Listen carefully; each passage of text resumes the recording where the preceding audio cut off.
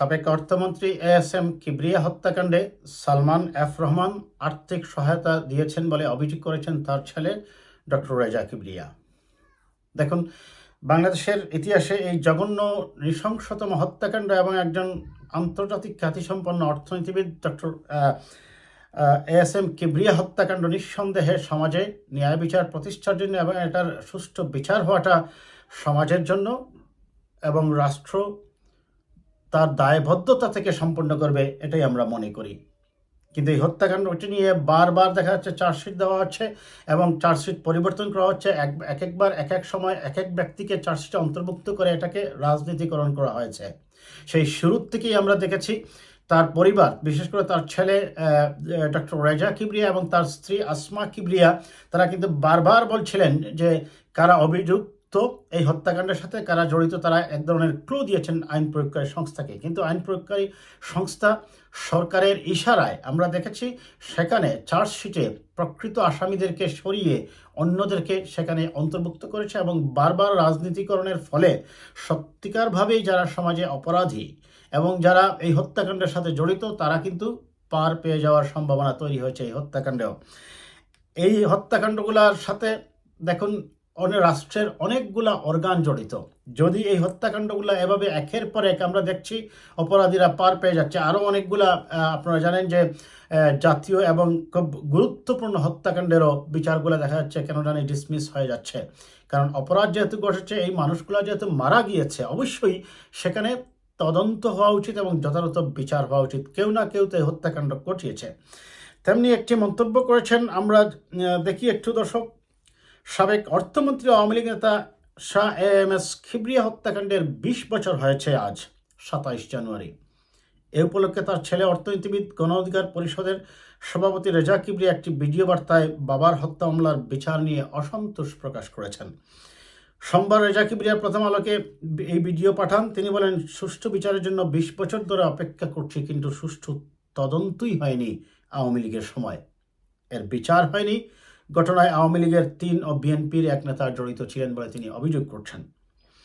২০০৫ সালের ২৭ জানুয়ারি হবিগঞ্জে দলীয় এক জনসভায় গ্রেনেড হামলায় তিনি নিহত হন। ওই হামলায় তার ভাতিজা শাহ মঞ্জুরুল হুদা এবং আওয়ামী লীগের স্থানীয় নেতা আব্দুর রহিম, আবুল হোসেন ও সিদ্দিক আলী নিহত হন। যাই হোক, গ্রেনেড হামলার পরদিন হবিগঞ্জ জেলা আওয়ামী লীগের সেই সময়কার সাংগঠনিক সম্পাদক ও সাবেক সংসদ সদস্য আব্দুল মজিদ খান বাদী হয়ে হত্যা মামলা ও পুলিশ বাদী হয়ে বিস্ফোরক দ্রব্য আইনে আরও একটি মামলা করে। পরে মামলা দুটি সিআইডিতে হস্তান্তর করা হয়। তদন্ত শেষে ২০০৫ সালের ১৮ মার্চ শহীদ জিয়া স্মৃতি ও গবেষণা পরিষদের কেন্দ্রীয় সভাপতি আব্দুল কাইয়ুম সহ ১০ জনকে অভিযুক্ত করে আদালতে প্রথম অভিযোগপত্র দেয় সিআইডি। এই অভিযোগপত্রের বিরুদ্ধে আদালতে নারাজি আবেদন করে বাদীপক্ষ। পরে দেখুন, সিআইডি তদন্ত রিপোর্ট দিচ্ছে কিন্তু বাদী এতে নারাজি আবেদন করছে। তার মানে কি? পরে ২০০৭ সালে মামলাটি পুনঃতদন্তের জন্য আবার সিআইডিকে দায়িত্ব দেওয়া হয়। দ্বিতীয় দফায় ২০১১ সালের ২০ জুন আসামির সংখ্যা আরও ১৬ জন বাড়িয়ে ২৬ জনের বিরুদ্ধে অভিযোগপত্র দেওয়া হয়। এ নিয়েও আপত্তি হচ্ছে নিহত পরিবারের পক্ষ থেকে।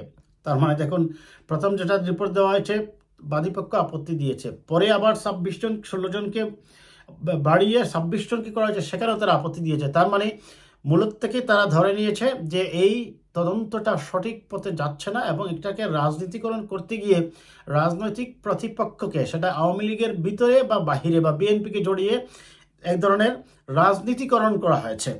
আমি আসবো আমার আলোচনার শেষের দিকে দর্শক। সর্বশেষ ২০১৪ সালের ১৩ নভেম্বর মামলার পঞ্চম তদন্তকারী কর্মকর্তা সিলেট অঞ্চলের তৎকালীন সহকারী পুলিশ সুপার মেহরুন্নেসা পারুল হবিগঞ্জ জেলা ও দায়রা জজ আদালতে সম্পূরক অভিযোগপত্র দাখিল করেন। এতে নতুন করে সাবেক স্বরাষ্ট্র প্রতিমন্ত্রী লুৎফুজ্জামান বাবর, বিএনপি নেতা ও সাবেক প্রধানমন্ত্রী খালেদা জিয়ার তৎকালীন রাজনৈতিক সচিব প্রয়াত হারিস চৌধুরী, সিলেটের সাবেক মেয়র আরিফুল হক চৌধুরী, হবিগঞ্জ পৌরসভার সাবেক মেয়র ও জেলা বিএনপির সাবেক সাধারণ সম্পাদক গোলাম কিবরিয়া ওরফে জি.কে. গৌস, মৌলানা তাজউদ্দিনের ভগ্নিপতি হাফেজ মোহাম্মদ ইয়াহিয়া আবু বকর, দেলওয়ার হোসেন, শেখ ফরিদ, আব্দুল জলিল, মাওলানা শেখ আব্দুল সালাম সহ ৩৫ জনকে আসামি করা হয়। এই পরবর্তীতে এই যে নামগুলো পড়লাম আমি দর্শক, আমি মনে করি না তারা এই হত্যাকাণ্ডের সাথে জড়িত থাকবেন। তাছাড়া অনেকগুলা বিষয় এখানে জড়িত। আপনার কেন ওই জায়গায় হারিফ চৌধুরী ওই জায়গায় যাবে? ওইটাও তার নির্বাচনী এলাকাও নয়। মেয়র আরিফুল হক চৌধুরী কেন ওই জায়গায় যাবে? ওইটাও তার নির্বাচনী এলাকাও নয়।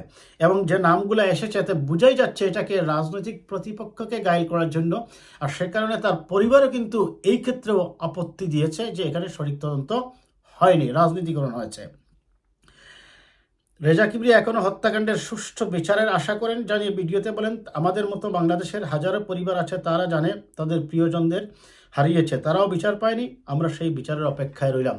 যাই হোক, দেখুন, এই ধরনের হত্যাকাণ্ডগুলো যখন বিচার পেতে ব্যর্থ হয়, এই পর্যায়ের মানুষগুলা, মন্ত্রী পর্যায়ের মানুষগুলা যখন হত্যাকাণ্ডের শিকার হয় এবং তারা যখন বিচার পায় না, তার পরিবার বিচারের জন্য আজকে 20 বছর থেকে অপেক্ষা করতে হয়।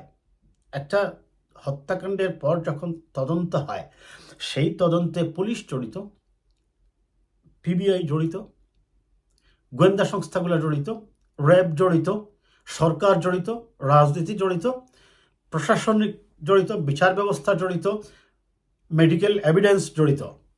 তার মানে কি, রাষ্ট্রের প্রত্যেকটি অর্গানই ধ্বংস হয়ে গিয়েছে। প্রত্যেকটি অর্গানে রন্ধ্রে রন্ধ্রে দুর্নীতি, অনিয়ম, অব্যবস্থাপনা ঢুকে গেছে এবং এই রাজনীতিকরণ হওয়ার কারণে প্রত্যেকটি অর্গানে দেখা যাচ্ছে এখন ফাংশন করছে না।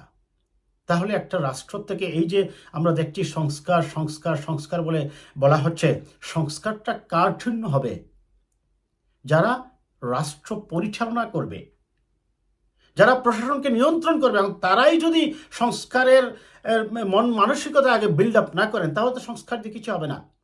এবং এই ধরনের হত্যাকাণ্ডগুলো আপনারা জানেন, এর আগে সেই 21শে আগস্টের হত্যাকাণ্ড, কে আসামি নয়, সেটার চেয়েও বড় কথা হচ্ছে এই হত্যাকাণ্ডটাও তো 21শে আগস্টের হত্যাকাণ্ডটাও তো ঘটেছিল।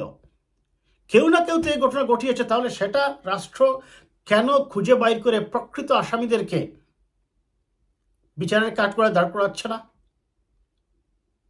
এই এস.এম. কিবরিয়ার ক্ষেত্রে তিনি একজন আন্তর্জাতিক খ্যাতিসম্পন্ন অর্থনীতিবিদ এবং একজন সমাজে একজন সুশীল পরিচ্ছন্ন মানুষ ছিলেন। তার বিরুদ্ধে ছিল না কোনো দুর্নীতির অভিযোগ, ছিল না কোনো অনিয়মের অভিযোগ, ছিল না কোনো সন্ত্রাসী মাস্তান, গুন্ডা মাস্তান লালনের অভিযোগ। আজকে তার হত্যাকাণ্ডের বিচার চাই। আজকে 20 বছর থেকে ঝুলে আছে তার পরিবার।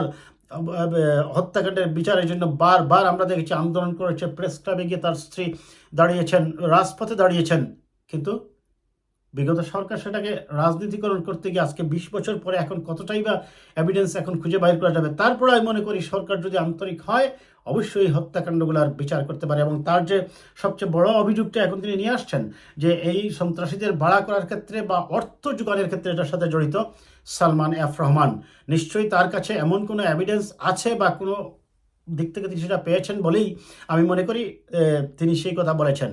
আইন শৃঙ্খলা রক্ষাকারী বাহিনী এবং তদন্তকারী কর্মকর্তাদের উচিত হবে জনাব রেজা কিবরিয়াকে নিয়ে তাকে জিজ্ঞেস করে তার এভিডেন্স কী আছে সালমান এফ রহমানের জড়িত থাকার ব্যাপারে, এটা নিয়ে আবার নতুন করে প্রয়োজনে তদন্ত হোক, হয়ে এটাই অপরাধীদের যারা খুনি তাদের যেন সত্যিকার বিচার হয়, যেন কোনো ধরনের রাজনৈতিক ট্রায়াল না হয়। মনে রাখবেন, যদি সমাজের রুল অফ ল না থাকে, তাহলে এস.এম. কিবরিয়া নয়, যে কোনো নাগরিকের জীবনই বিপন্ন হতে পারে যে কোনো সময়। আমরা কেউ কিন্তু নিরাপদ থাকব না। এস.এম. কিবরিয়ার মতো পরিচ্ছন্ন মানুষ, সজ্জন মানুষ যদি আজকে হত্যার 20 বছর পরেও তার পরিবার বিচার না পায়, আপনার আমার ক্ষেত্রে কি হবে?